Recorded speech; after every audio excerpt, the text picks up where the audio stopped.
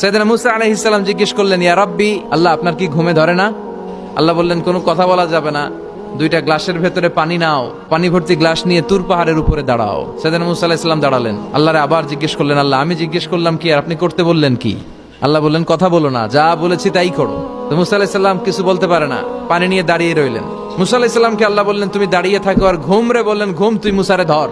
ঘুম যে এবার সাইয়েদনা মুসা আলাইহিস সালামকে ধরেছে। উনি ঘুমের ধাক্কায় আর থাকতে পারেন, একবার ডানে যায় আরেকবার বায়ে যায়। ঘুমের ধাক্কায় হঠাৎ করে কাত হয়ে পড়ে যায় আর গ্লাসগুলো মাটিতে পড়ে খান খান হয়ে ভেঙে যায়। আল্লাহ ডেকে বললেন, মুসা বেশি কিছু হেফাজতের তো দায়িত্ব দেই নাই, শুধু দুইটা গ্লাস হেফাজতের দায়িত্ব দিয়েছি। ঘুমের কারণে এগুলোর হেফাজত করতে পারো নাই, ভেঙে খান খান হয়ে গিয়েছে। আমি যদি তোমাদের মতো ঘুমিয়ে যেতাম তাহলে পৃথিবীর সাথে সূর্য লেগে, সূর্যের সাথে চন্দ্র লেগে গোটা মহাবিশ্বটা এভাবে গ্লাসের টুকরার মতো খান খান হয়ে যেত রে মুসা।